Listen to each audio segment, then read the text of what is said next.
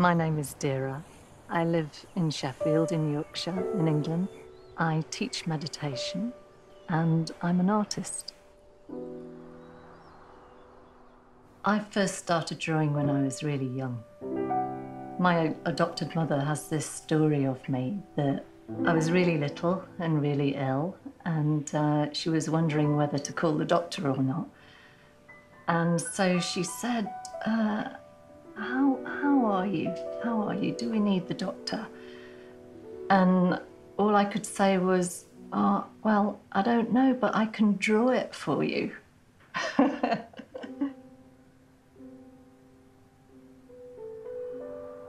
And so the way that I could communicate with the world was to make marks and say, this is me, this is how I'm feeling, through the paintings. My story begins pretty much as I came out of the womb, or at least that's what it feels like, 10 weeks after I was born.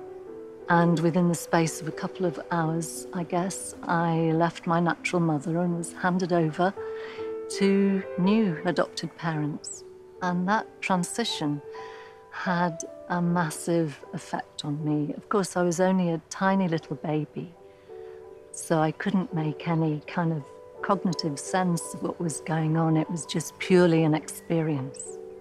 But it kind of felt like I was taken from one universe to another universe, with a totally different environment, different smells, different sounds, different people around me.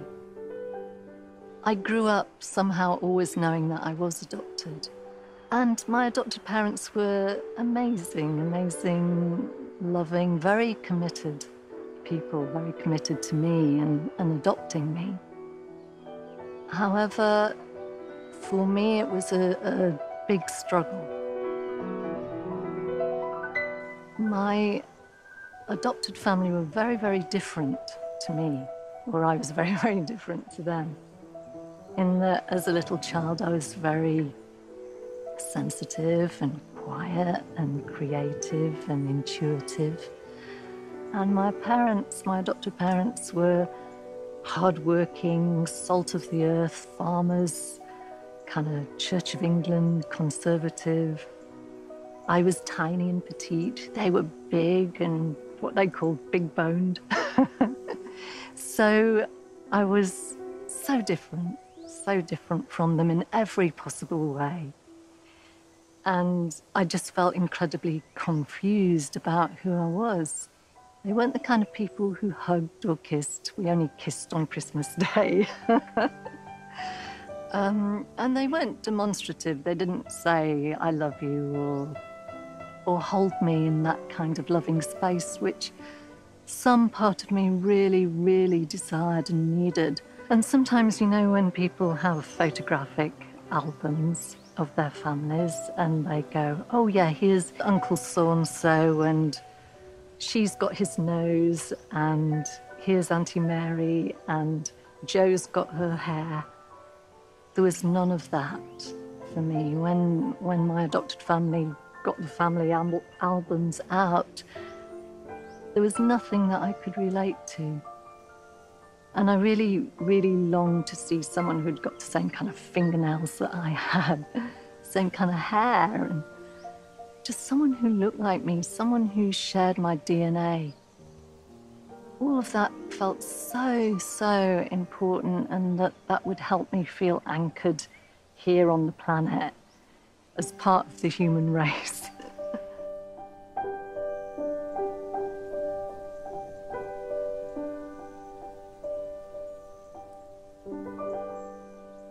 The experience of the adoption started to create beliefs in me that clearly, if my natural mother had given me up, that I couldn't be lovable, I couldn't be good enough, I couldn't be worthy of love.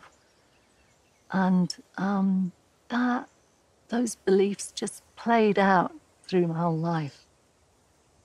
So just always believing that I wasn't lovable enough meant that I had huge issues around relating with people and trusting people and even being close to people.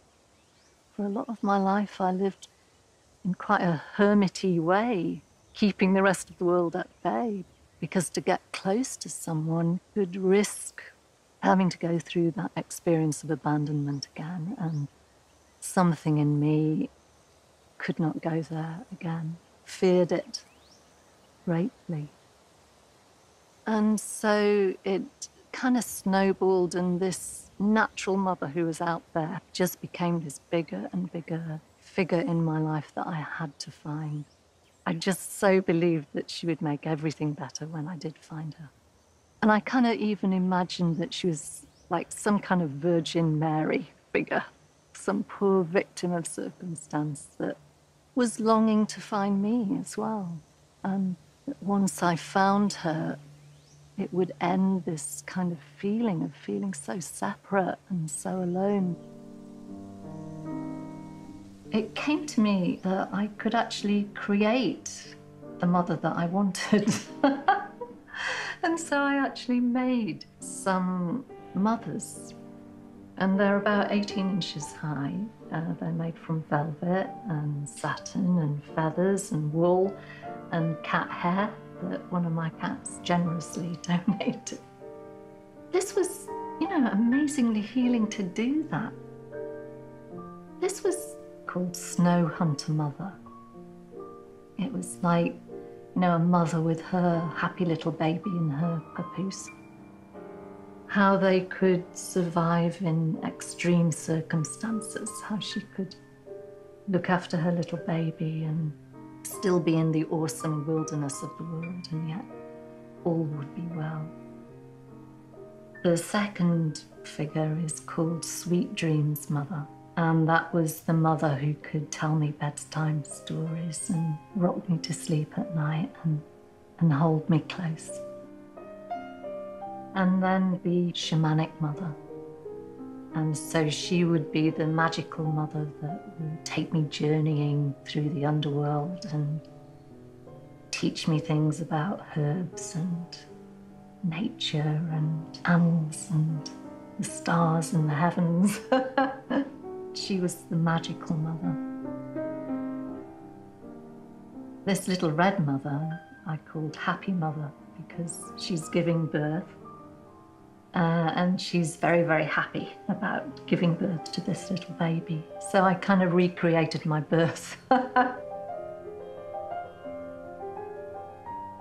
This next mother is Feral Mother. And she's made of satin, but then I more or less covered her in cat hair. And she's the dark, wild, magical mother who lives purely on instinct and intuition, and they're the gifts that she taught me. And then shortly after making my mothers, I went through the divorce from hell, which was a tremendously growthful time. So that kind of started to come through in my paintings. This one here, She Tends My Forest. It was, this amazing earth mother that was looking after me, loving me and connecting me to all of creation, because I didn't feel connected through my adopted mother, through my family. This expression of something else connecting me and anchoring me on the planet was so important. This natural mother who was out there, eventually I managed to trace where she was living, and it still took 11 years before I actually managed to physically meet her. The meeting did not go well. She was obviously, having had to give up a baby when she was 17, she was, just a kid, had a profound effect on her too. She was just emotionally, apparently so shut down. She could not express any kind of feeling. She didn't show any kind of warmth to me whatsoever. The strange thing was, and what was so valuable in that meeting, was that she looked exactly like me, or I looked exactly like her. She was the first person on the planet that I'd seen that I had this physical connection with, and that just meant the world to me in that moment. I'm so grateful for that. I met her one other time after that, and she was very, how to say it, unfriendly in that. I began to realize that if she wasn't going to make me feel better, if she couldn't give me all the love that I wanted, if she couldn't make me whole and end this horrendous feeling of separation, if she couldn't do it, then there was no one else on the planet who could. And that instead of looking on the outside for something to make me feel better, someone to make me feel better, then the only place that I could go, the only place left to go, was here inside. I had to find it in myself. I had to find that anchor, all that love, all that peace, all that contentment. I had to find it in me. This is you are everything, and everything is you.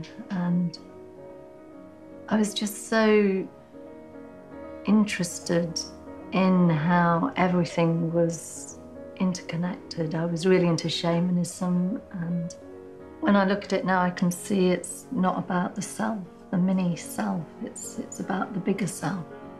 How we're the fishes, how we're the flowers, how we're the sun. I've drawn a little bird's nest. It's like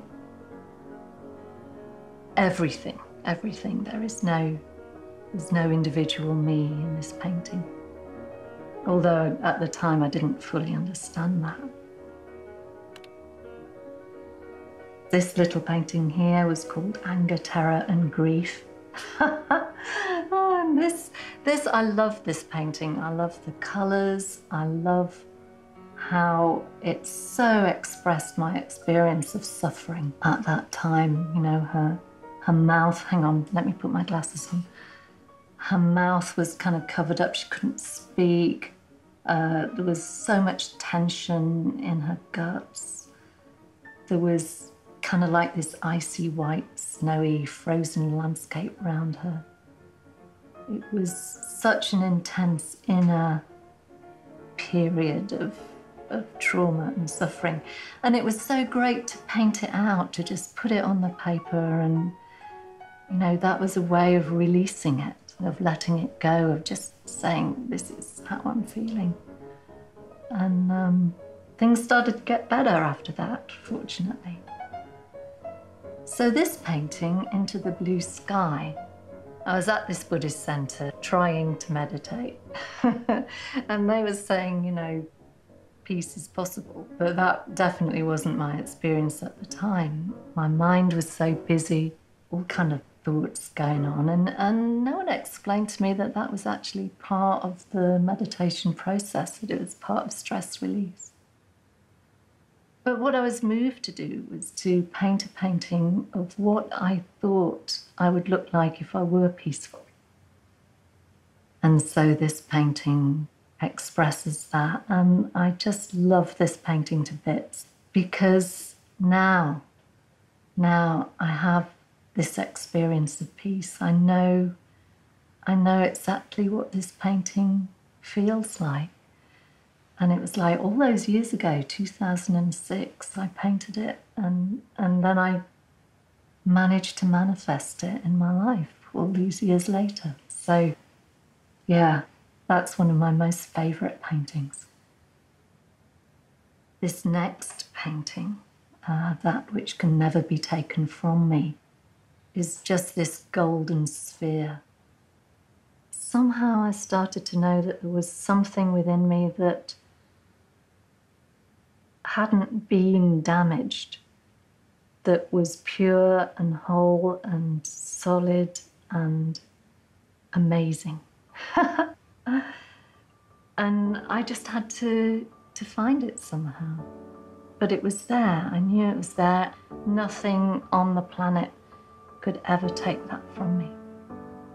So it was a very, very simple painting. I did it in about half an hour, and yet it seemed to express everything that I was searching for. That experience showed me that all the love that I'd thought was out here, somewhere floating around, was actually in this endless, eternal, infinite source within me. And the more that I began to let go and rest in this inner place, that became so much more important to me than all these old beliefs that I wasn't good enough, I wasn't worthy of love. All of these old patterns kind of started to fall away. I was so unhappy, so desperate, in fact. So this practice brought me far more than I could have ever imagined. It brought me this amazing contentment. What I have now is that I feel so at peace with the world.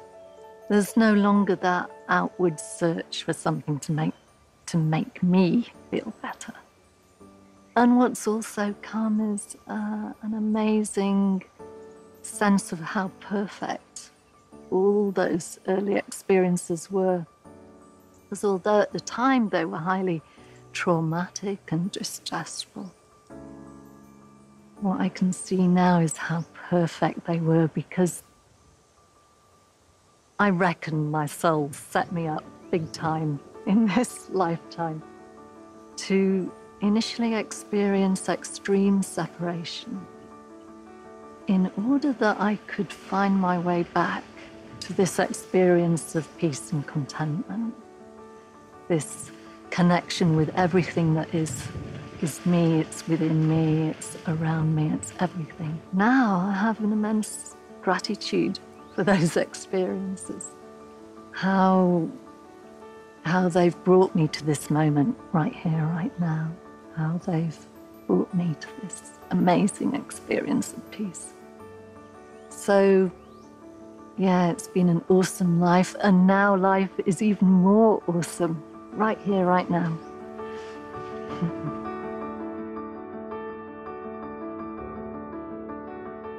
And so this is what this painting's about. To become enlightened, to become free, to let go of all sense of limitation and separation, then like the ripening peach, it will become fully ripe and fall from the tree.